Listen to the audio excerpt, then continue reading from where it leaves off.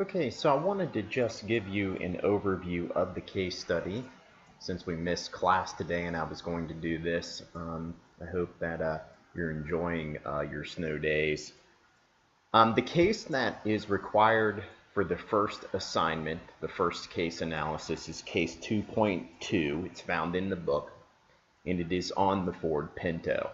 I've also included the Mother Jones article that was published in the 1970s that sort of unveiled the problems that Ford was having with the Pinto and told some of the stories of individuals who had been harmed or even died as a result of some of the problems with the fuel system in the Ford Pinto.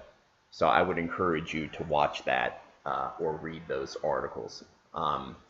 So one of the things that I always suggest to students is make sure that you read the case study in detail. I would recommend reading the case study no less than 3 times. And as you read it, take notes. Try first to analyze the business environment that the company was facing. In this case, what pressures, competitive pressures, was Ford facing? And usually what I do when I analyze a case study is I just use a Word document and I make bulleted notes about the case. I try to first just examine or analyze the business environment. What are the facts about the case and how do these facts influence the decision makers? How did it influence them to make the decision that they made? So one of the first things that I noticed as I began to read the article was that Ford was facing steep competition from Japanese and even German automakers. This was in the 1970s. Most Americans drove American cars, but the Japanese automakers were beginning to make a footprint in the American market. And they were primarily competing with Ford and GM on the basis of costs. Japanese products were considered to be inferior in quality at the time, but they were getting better, and Americans were choosing them because they were cheaper. And they were also specializing in making compact cars. And they were primarily able to compete with Ford and with GM and with Chrysler and other American automakers because Ford and GM had high labor costs. And this was created by the Auto Workers Union. The Japanese did not have unionized workers, and they were able to compete on costs, especially labor costs. Still to this day, that is one of the major reasons why Japanese and other foreign automakers are to compete in the American market. I would also recommend, and this is not necessarily explicit in the case study, but you might want to research why Americans were so interested in the compact cars that the Japanese automakers were producing and bringing to market. They specialized in compact cars which got more miles per gallon. Their gas mileage was better. But what was so appealing to the American consumer in the 1970s about these cars? What was going on in the American market, especially in the oil markets at the time? So the Ford response was to create the Pinto, a small car like the Japanese were making, and cheap, only $2,000 for an automobile. Now in class we discussed Porter's 4 ways that companies try to respond to their competitors. How do they continue to create competitive advantage as their competitors are growing and getting more fit and are able to respond to them? Well, we talked in class that leaders can pull certain levers to compete. And generally these levers are what we would consider fair or ethical levers. So they can compete by getting more efficient or by reducing costs. And so that's what Ford did, is they attempted to make a cheaper car. But at some point, quality is going to go down, and they're going to have to take out certain expensive components of that car to bring its cost down. And so one of the expensive components was the fuel system. And so they basically cheapened the cost of the fuel system, and there are going to be some concessions that we'll have to make. There will have to be a compromise in quality. So Ford did not improve quality with the Pinto. Instead, they adjusted quality to basically meet the consumer's demand for a cheap car. There were people who wanted a cheap car and did not mind the reduction in quality.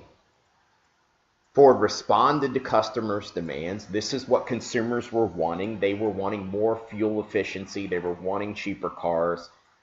They just wanted to get from A to B. And that's why people buy cheap cars. But cheap cars do not have certain characteristics or dimensions. And one of those is they generally aren't high in quality. They're just a bare bones car. And that's what the Pinto was. And Ford innovated. This was something new that they were doing. They generally didn't make cars like the Pinto. Ford and GM were, in the 1950s and 60s, made big, robust cars like the Mustang, or huge, cars, gas guzzlers, trucks. They sold a lot of trucks. So this was a new way of appealing to the customer. So that's what Ford did. They innovated with the Pinto. So consider what levers were being pulled by the leaders of Ford to compete with the Japanese automakers. Because, if you remember, this goes back to our discussion. Why are leaders, business leaders, leaders of firms tempted to cut corners or even cheat, or to make decisions that we might not consider of a high ethical quality? Competition tempts us to cheat.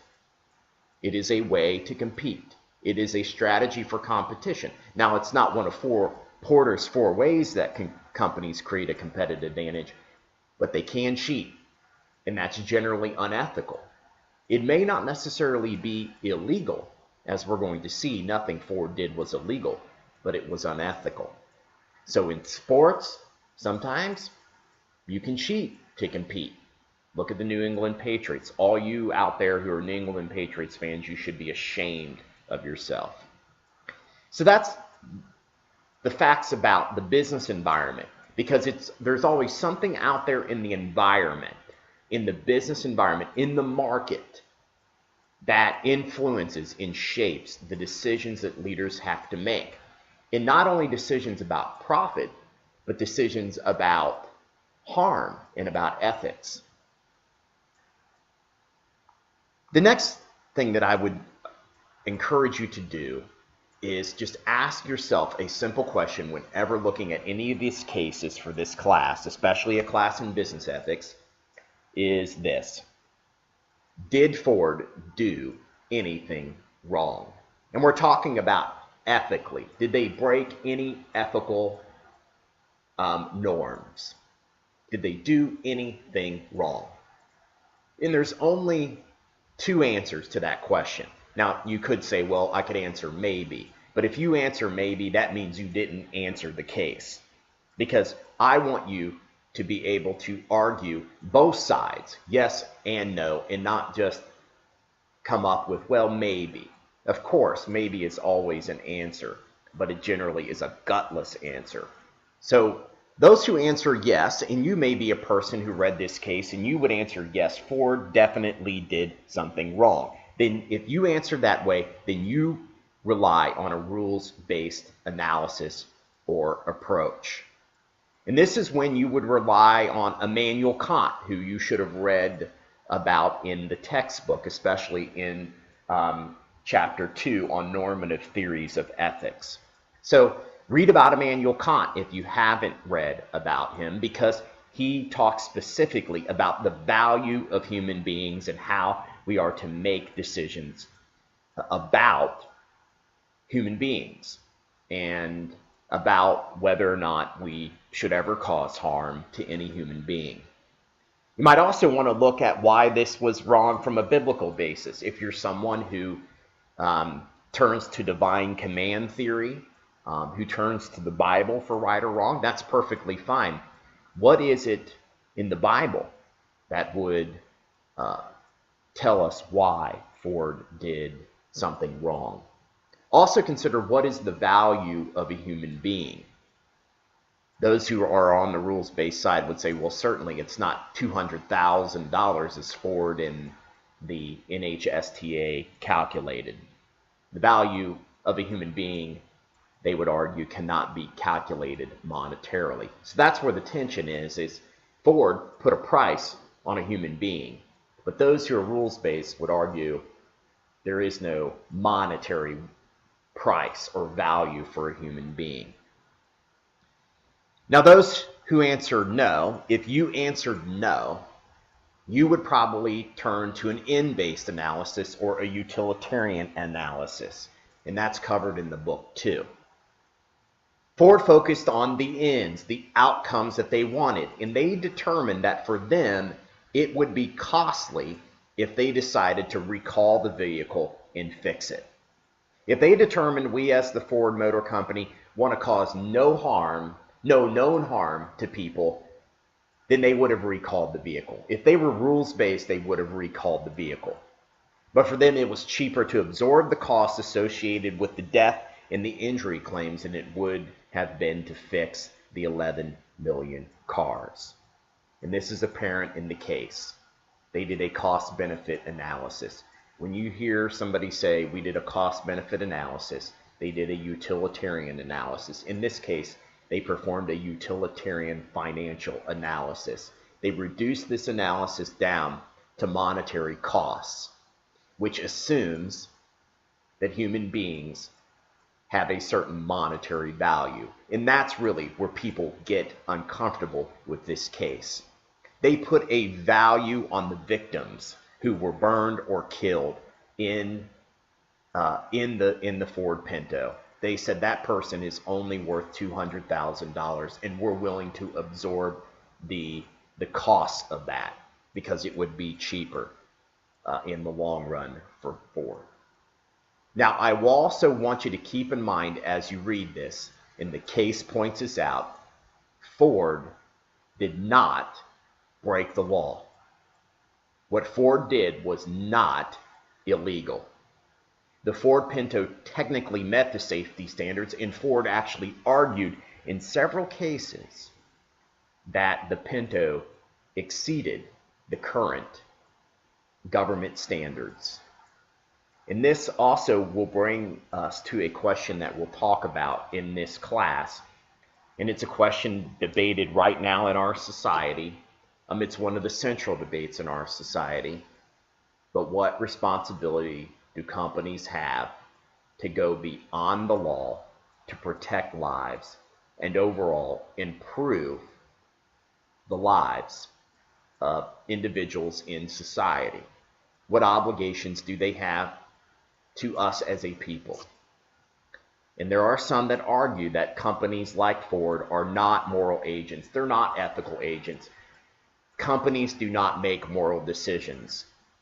They only have to abide by the law.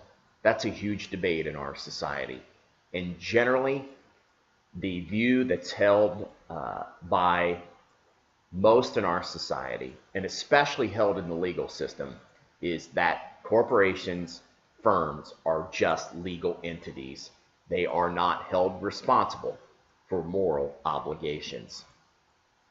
So when the law changed, Ford responded. They recalled the Pinto and modified the fuel tank. In Ford's view, they were a law-abiding citizen. In fact, they were never convicted in court. So that's kind of how I look at the case. I read through it, I take notes, I ask myself, did Ford do anything wrong? And I attempt to answer it before I even get to the questions.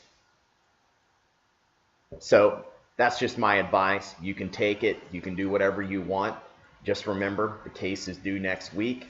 Have fun, and we'll talk about it in class. See you next week on Tuesday.